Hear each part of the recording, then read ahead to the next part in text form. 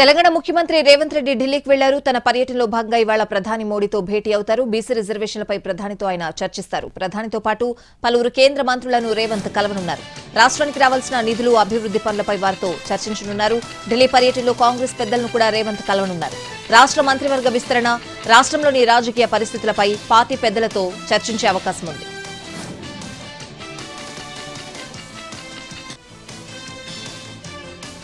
ఇవాళ పులివెందులలో మాజీ సీఎం జగన్ రెండో రోజు పర్యటిస్తారు. వైఎస్ఆర్ ఫౌండేషన్ ఆధ్వర్యంలో నూతనంగా నిర్మించిన ఎల్వీ ప్రసాద్, వైఎస్ రాజారెడ్డి నేత్రాలయాన్ని జగన్ ఇవాళ పులివెందుల ప్రజలకు అంకితం చేయనున్నారు.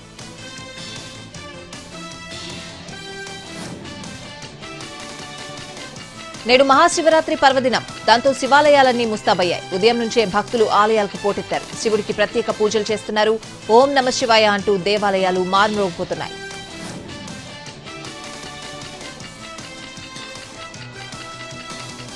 ప్రయాగ్రాజ్ మహాకుంభమేళ నేటితో ముగియనుంది. శివరాత్రి సందర్భంగా జనం భారీగా తరలివస్తున్నారు. నిన్నటి వరకు 63 కోట్ల మంది పుణ్య స్నానాలు చేశారు.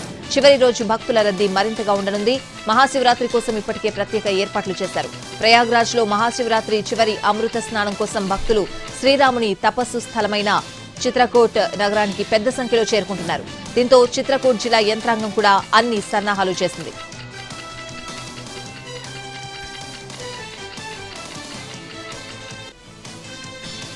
ఇవాళ మరోసారి కేఆర్ఎంబీ సమావేశం కానుంది. చీఫ్ ఇంజనీర్ల కమిటీ నివేదిక మేరకు నీటి విడుదలపై ఇవాళ బోర్డు నిర్ణయం తీసుకున్నది. అయితే మొన్న జరిగిన మీటింగ్ అర్ధాంతరంగా మూసింది.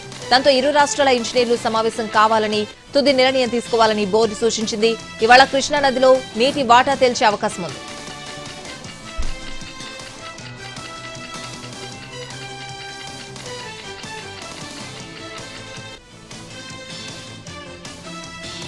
ఆంధ్రప్రదేశ్లో ఆర్థిక వ్యవస్థను గత ప్రభుత్వం నిర్వీర్యం చేసిందని సీఎం చంద్రబాబు మండిపడ్డారు. రాష్ట్ర పునర్నిర్మాణమే తమ లక్ష్యమని ఆయన పేర్కొన్నారు.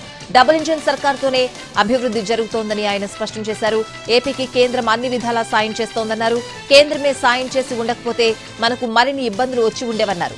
విద్యార్థులకు త్వరలోనే తల్లికి వందనం పథకం అమలు చేస్తామన్నారు. వచ్చే విద్యా సంవత్సరం ప్రారంభానికి ముందే డీఎస్సీ నిర్వహించి ఉపాధ్యాయ నియామకాలు పూర్తి చేస్తామని అన్నారు.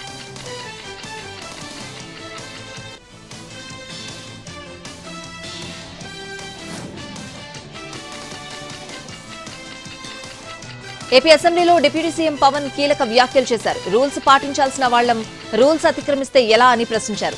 గొడవలకు, బూతులకు వైసీపీ పర్యాయ పదమని ఎద్దేవా చేశారు. వైసీపీ వైఖరితో గతంలో ప్రజావేదిక కూల్చివేత, వివేక హత్య, హైకోర్టు జడ్జిలపై అనుచిత కామెంట్లు, రాష్ట్రంలో దాడులు గుర్తొచ్చాయని అన్నారు పవన్.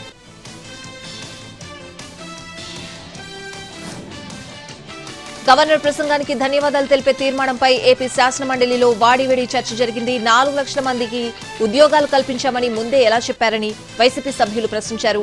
ఉద్యోగాలు ఎక్కడ ఇచ్చారో చెప్పాలని బొత్స సత్యనారాయణ ప్రశ్నించారు. గవర్నర్ ప్రసంగం ఇంగ్లీష్, తెలుగు వర్షన్ కు తేడా ఉందన్నారు బొత్స. గవర్నర్ ప్రసంగంలో 4 లక్షల ఉద్యోగాల కల్పన లక్ష్యమని చెప్పామని, ఉద్యోగాలు కల్పించామని ఎక్కడా చెప్పలేదన్నారు మంత్రి లోకేష్.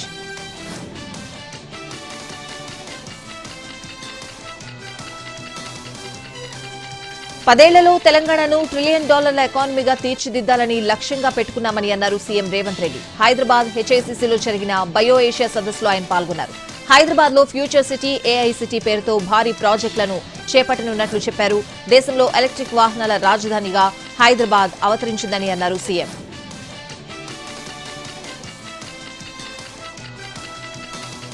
తెలంగాణలో రేవంత్ రెడ్డి సర్కార్ పతనం 15 నెలల్లోపే మొదలైందని, అధికార కాంగ్రెస్ పార్టీని వీడి పెద్ద సంఖ్యలో నాయకులు తమ పార్టీలో చేరుతున్నారని అన్నారు మాజీ మంత్రి కేటీఆర్.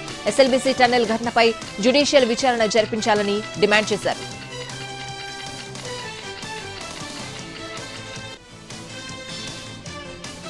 తెలంగాణలో ఫోన్ ట్యాపింగ్ విషయం రాజకీయ దుమారం రేపుతోంది. ఫోన్ ట్యాపింగ్ కేసును సీబీఐకి అప్పగిస్తే తేల్చేస్తామని కిషన్ రెడ్డి అన్నారు.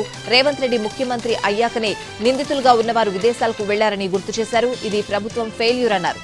అధికారంలోకి రాకముందు అనేక అంశాలపై సీబీఐ విచారణ కోరిన రేవంత్ రెడ్డి ఆ తర్వాత మర్చిపోయారని కిషన్ రెడ్డి ఎద్దేవా చేశారు. గత ప్రభుత్వ హయాంలో బీజేపీ నేతలవి, పార్టీ రాష్ట్ర కార్యాలయంలో పనిచేసే వారి ఫోన్లు ట్యాప్ అయ్యాయని అన్నారు. రాహుల్ గాంధీ మెప్పు కోసమే రేవంత్ రెడ్డి ప్రధానిని, కేంద్ర మంత్రులను తిడుతున్నారని తెలిపారు.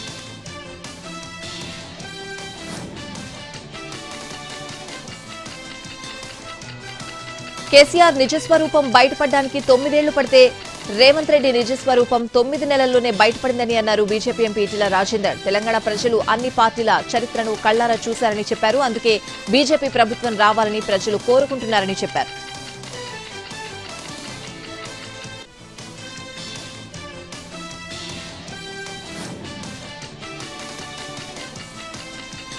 రెండు 2019 నుంచి 2024 వరకు ఏపీకి ఒక్క పరిశ్రమ రాలేదని మంత్రి లోకేష్ ఎద్దేవా చేశారు.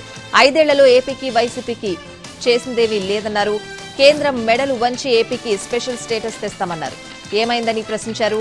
మాట తిప్పం మడమ తిప్పమన్నారు. అమరావతిపై మాట తప్పారని అన్నారు లోకేష్. వైసీపీ ప్రతిపక్ష హోదా ఎలా అడుగుతుందని ప్రశ్నించారు.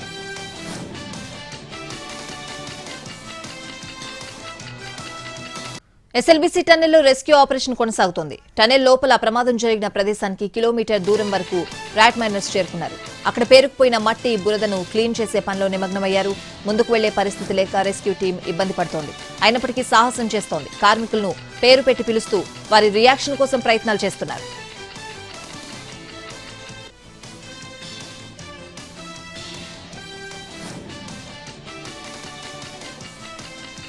దేశంలోనే ఎస్ఎల్బీసీ అత్యంత క్లిష్టమైన సొరంగమని తెలిపారు తెలంగాణ మంత్రి ఉత్తమ్ కుమార్ రెడ్డి. ఈ సొరంగంలో చిక్కుకుపోయిన వారి ప్రాణాలను కాపాడేందుకు సర్వశక్తులు ఒడ్డుతున్నామని ఆయన అన్నారు. ఎస్ఎల్బీసీ వద్ద జరుగుతున్న సహాయక చర్యలపై ఆయన మాట్లాడుతూ ప్రభుత్వం పరంగా చేయాల్సిందంతా చేస్తున్నామని అన్నారు. ఎస్ఎల్బీసీ టన్నెల్లో చిక్కుకున్న వారిని కాపాడేందుకు ఇవాళ మరికొందరు నిపుణులు రానున్నారని తెలిపారు. ఎన్జీఆర్ఐ, బోర్డర్ రోడ్స్ ఆర్గనైజేషన్ నిపుణులు వస్తున్నట్లు చెప్పారు. ఆర్మీ, నేవీ, జీఎస్ఐ, ఎన్డీఆర్ఎఫ్ సంస్థలకు చెందిన నిపుణులు ఈ సహాయక చర్యల్లో పాల్గొంటున్నారని తెలిపారు.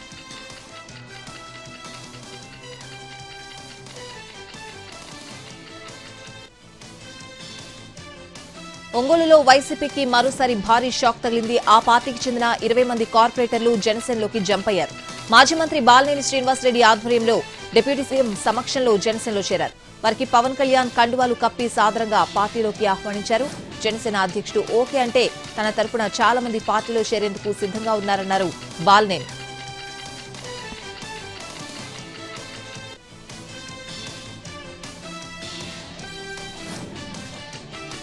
సత్యవర్ధన్ కిడ్నాప్ కేసులో వల్లభనేని వంశీని ముగ్గురు ఏసీపీలు ప్రశ్నించారు. తొలి రోజు కస్టడీలో 3.5 గంటల పాటు విచారణ జరిగింది. వంశీని 20కు పైగా ప్రశ్నలు అడిగారు అధికారులు. కీలకమైన ప్రశ్నలకు తెలియదని సమాధానం చెప్పినట్లు సమాచారం. సత్యవర్ధన్ కిడ్నాప్, బెదిరింపుల కేసులో కొన్ని ఆధారాలను వంశీ ముందుంచారు పోలీసులు. తనకు ఈ కేసుకు ఏ సంబంధం లేదని, తాను కిడ్నాప్ చేయలేదని వంశీ చెప్పినట్లు తెలుస్తోంది. ఇక కేసులో కీలకంగా మారిన ఫోన్ గురించి ప్రశ్నించగా ఎక్కడ పెట్టానో గుర్తు లేదని చెప్పారు వల్లభనేని వంశీ. తాను 3 ఫోన్లు వాడుతున్నట్లు పోలీసులకు చెప్పారు. ఆ 3 ఫోన్ నెంబర్లను వంశీ నుంచి సేకరించారు పోలీసులు. అయితే సత్యవర్ధన్ ను లిఫ్ట్ లో హైదరాబాద్ ఇంటికి తీసుకువెళ్లినట్లు అంగీకరించిన వంశీ అతను సత్యవర్ధన్ అని తనకు తెలియదని చెప్పినట్టు సమాచారం.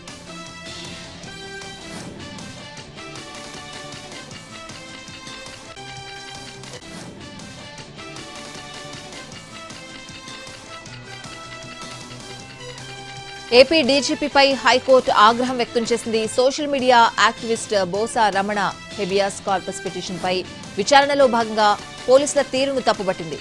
బోసా రమణ అరెస్టు విషయంలో పోలీసులు వాస్తవాలను దాచిపెడుతున్నారని వ్యాఖ్యానించింది హైకోర్టు. పోలీసులు తప్పుల మీద తప్పులు చేస్తున్నారంటూ సీరియస్ అయింది. రమణ అరెస్టుపై డీజీపీ నివేదికను ఆదేశించినా తమకు రిపోర్టు అందలేదని తెలిపింది. డీజీపీ పోస్టుపై గౌరవంతో వ్యక్తిగతంగా హాజరు ఆదేశాలు ఇవ్వలేదని తెలిపింది.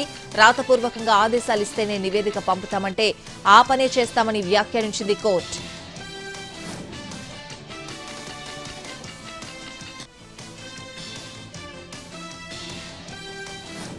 తిరుమల కల్తీ నెయ్యి కేసులో 4 నిందితులకు మార్చి 6 వరకు రిమాండ్ పొడిగించింది తిరుపతి 2 అదనపు municipal court.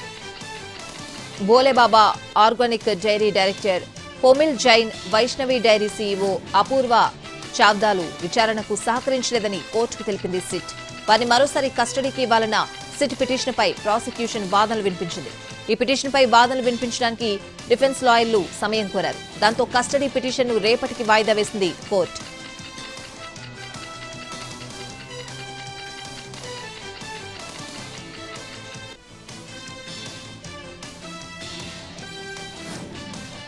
Bhuvanagiri ST post matric hostel ను కలెక్టర్ హనుమంతరాయ ఆకస్మికంగా తనిఖీ చేశారు. హాస్టల్లో విద్యార్థులకు నాణ్యమైన మెనూ ప్రకారం భోజనం పెట్టకుండా పాత మెనూ ప్రకారం అందించడంపై కలెక్టర్ ఆగ్రహం వ్యక్తం చేశారు. వార్డెన్ విజయలక్ష్మిని సస్పెండ్ చేస్తూ ఉత్తర్వులు జారీ చేశారు. గతంలో కలెక్టర్ తనిఖీల సమయంలోనూ ఇలాగే చేయడంతో వార్డెన్ కు షోకాజ్ నోటీసులు ఇచ్చారు. ఆమె తీరు మారకపోవడంతో ఆమెపైన సస్పెన్షన్ వేటు వేశారు.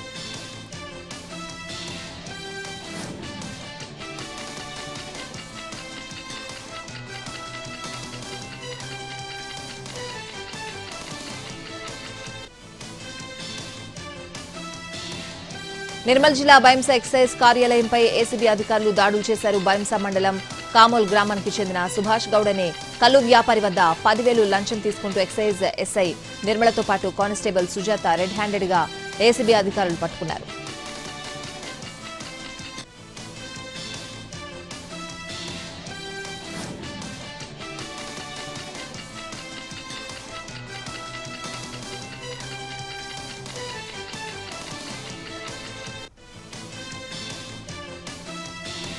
శ్రీశైలంలో మహాశివరాత్రి బ్రహ్మోత్సవాల సంబరాలు అంబరానంటాయి. 7వ రోజు బ్రహ్మరాంబ సమేతుడైన మల్లికార్జున స్వామి గజవాహనం భక్తులకు దర్శనమిచ్చారు. శ్రీశైలం ఆలయం విద్యుత్ దీపకాంతులతో బిరుమిట్లు గొలుపుతూ భక్తులను ఆకట్టుకుంది. శ్రీగిరి పుర వీధుల్లో గజవాహనంపై స్వామి అమ్మవార్లకు రమణీయంగా గ్రామోత్సవం జరిపించారు అర్చకులు, వేద పండితులు.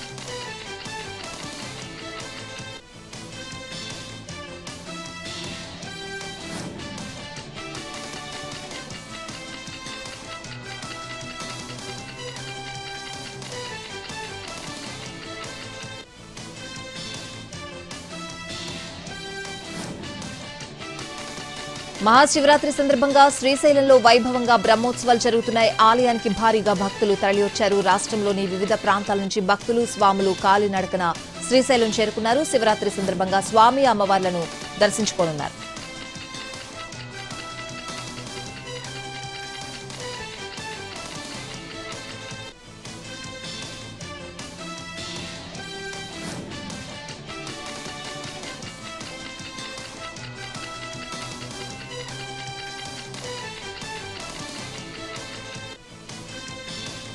భారతదేశాన్ని తయారీ కేంద్రంగా మారుస్తామని కేంద్ర హోంమంత్రి అమిత్ షా కీలక వ్యాఖ్యలు చేశారు. మధ్యప్రదేశ్ రాజధాని భోపాల్లో 2 రోజుల పాటు జరిగిన గ్లోబల్ ఇన్వెస్టర్స్ సమ్మిట్ చివరి రోజు ఆయన హాజరయ్యారు.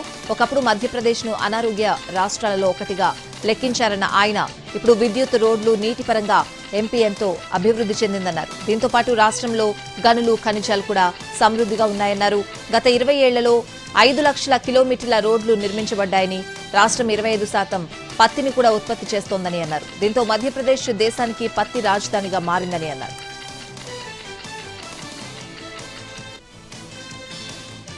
జాతీయ విద్యా విధానం అమలుపై విద్యాశాఖ మంత్రి ధర్మేంద్ర ప్రధాన్, తమిళనాడు సీఎం ఎంకే స్టాలిన్ మధ్య గత కొన్ని రోజులుగా మాటల యుద్ధం జరుగుతోంది. అయితే ఇటీవల తమిళనాడులో జాతీయ విద్యా విధానాన్ని అమలు చేయడంలో స్టాలిన్ నిరాకరించడంపై ధర్మేంద్ర ప్రధాన్ అసంతృప్తి వ్యక్తం చేశారు.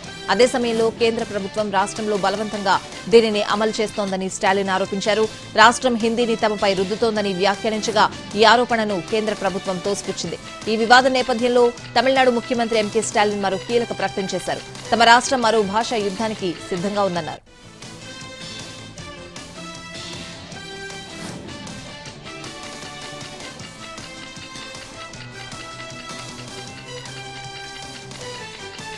త్రిభాషా సూత్రంపై తమిళనాడు ప్రభుత్వానికి కేంద్ర ప్రభుత్వానికి మధ్య వార్ కొనసాగుతోంది. జాతీయ విద్యా విధానం 2020 ప్రకారం రాష్ట్రాలు తప్పనిసరిగా త్రిభాషా సూత్రాన్ని అమలు చేయాలని కేంద్రం ఆదేశాలు జారీ చేయడం, ఆ ఆదేశాలను తమిళనాడు సర్కార్ తిరస్కరించడం వివాదానికి కారణమైంది.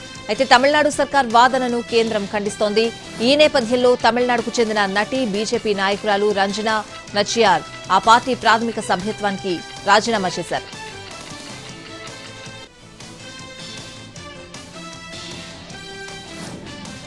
ఢిల్లీలో కొత్తగా ఎన్నికైన బీజేపీ ప్రభుత్వం ఆమ్ ఆద్మీ పార్టీ చేసిన తప్పుల వల్ల ప్రభుత్వానికి ఎంత నష్టం జరిగిందో అసెంబ్లీలో ప్రస్తావించింది. ఈ క్రమంలో ఆ ప్రభుత్వంపై వచ్చిన మొత్తం 14 కాగ్ నివేదికల్లో ఒకటైన లిక్కర్ స్కామ్ లో భారీగా ఉల్లంఘనలు జరిగాయన్న కాగ్ నివేదికను సమర్పించారు. కాగ్ నివేదిక ప్రకారం 2021-22 లిక్కర్ పాలసీ కారణంగా ఢిల్లీ ప్రభుత్వం 2,000 కోట్లకు పైగా నష్టపోయినట్లు వెల్లడించారు సీఎం రేఖా గుప్తా. ఈ కాగ్ నివేదిక కేజ్రీవాల్ ప్రభుత్వ హయాంలో జరిగిందని అన్నారు. ఈ ఎక్సైజ్ పాలసీని అమలు చేయడంలో జరిగిన స్కామ్ కు సంబంధించి ఢిల్లీ మాజీ ముఖ్యమంత్రి అరవింద్ కేజ్రీవాల్, ఉప ముఖ్యమంత్రి మనీష్ సిసోడియా నెలల తరబడి తిహార్ జైల్లో ఉన్నారని గుర్తు చేశారు సీఎం.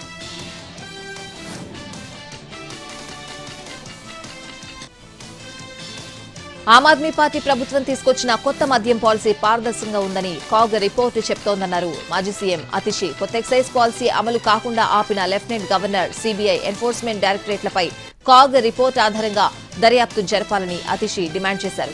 కాగ్ రిపోర్టులోని మొదటి 7 చాప్టర్లు 2017-21 ఎక్సైజ్ పాలసీకి సంబంధించినవి అని ఆమె చెప్పారు. తాము అధికారంలోకి రాకముందు రూపొందించిన పాత మద్యం విధానానికి సంబంధించినవే ఉన్నాయని పేర్కొన్నారు. పొరుగు రాష్ట్రాలైన హర్యానా, ఉత్తరప్రదేశ్ నుంచి మద్యం తీసుకురావడం వల్లే ఢిల్లీ ప్రజలు నష్టపోయారన్నారు.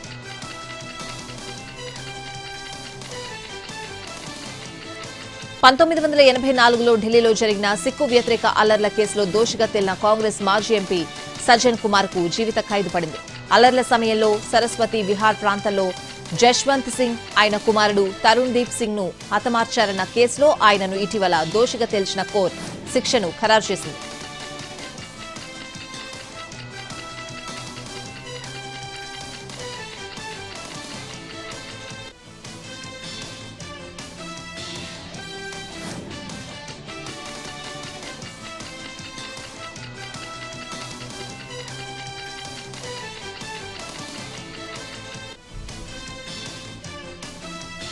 జమిలీ ఎన్నికల నిర్వహణను దశలవారీగా అమలు చేయడం మేలని సుప్రీంకోర్టు రిటైర్డ్ ప్రధాన న్యాయమూర్తి జస్టిస్ లలిత్ అభిప్రాయపడ్డారు.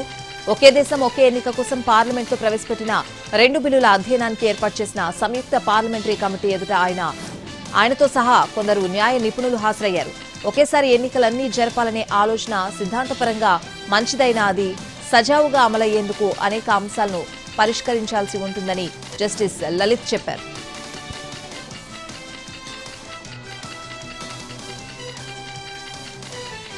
ప్రయాగ్రాజ్ మహాకుంభమేళా చివరి దశకొచ్చిన నేపథ్యంలో భక్తుల తాకిడి మరింత పెరిగింది. దీనికి తోడు మహాశివరాత్రి పండుగ కావడంతో పెద్ద ఎత్తున భక్తులు వస్తున్నారని అక్కడి అధికారులు చెబుతున్నారు. మంగళవారం కూడా సంగమం వైపు వెళ్లే రహదారులు జన సమూహంతో కనిపిస్తున్నాయి. నిన్న సాయంత్రం 6 గంటల నుంచి మొత్తం కుంభమేళా ప్రాంతాన్ని నో వెహికల్ జోన్ గా ప్రకటించారు. అయితే ఇప్పటి వరకు అంటే మంగళవారం మధ్యాహ్నం 12 గంటల నాటికి 63.36 కోట్ల మందికి పైగా భక్తులు సంగమంలో స్నానాలు చేశారని ఉత్తరప్రదేశ్ ముఖ్యమంత్రి యోగి ఆదిత్యనాథ్ ఎక్స్లో ప్రకటించారు.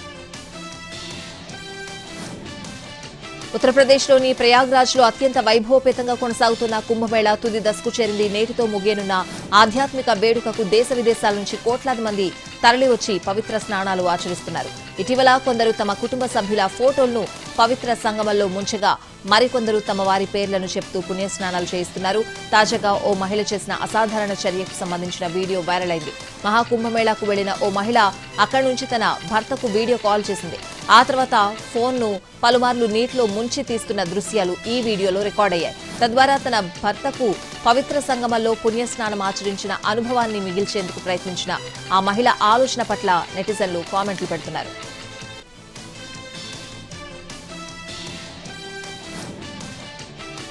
బాలీవుడ్ నటి ప్రీతి జింటా కాంగ్రెస్ పార్టీపై ఆగ్రహం వ్యక్తం చేశారు.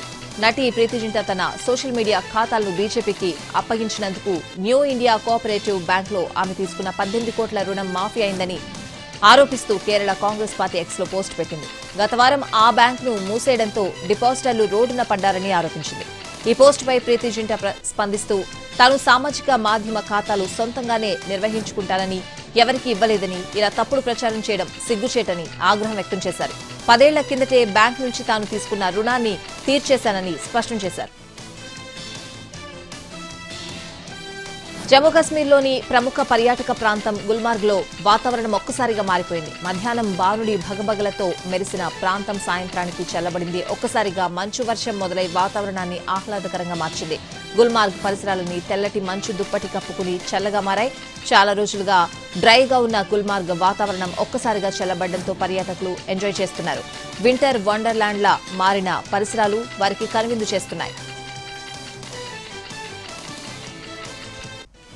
సిబిఎస్ఈ కీలక నిర్ణయం తీసుకుంది. 2026 నుంచి ఏడాదికి 2 సార్లు 10th పరీక్షలు నిర్వహించనుంది. ఫిబ్రవరి 17, మార్చి 6 మధ్య తొలి దశ, మే 5, 20 మధ్య రెండో దశ పరీక్షలు ఉండనున్నాయి. దీనికి సంబంధించిన ముసాయిదా నిబంధనలకు సిబిఎస్ఈ ఆమోదం తెలిపింది. విద్యార్థులపై ఒత్తిడి తగ్గించడానికి ఈ నిర్ణయం తీసుకున్నట్లు పేర్కొంది.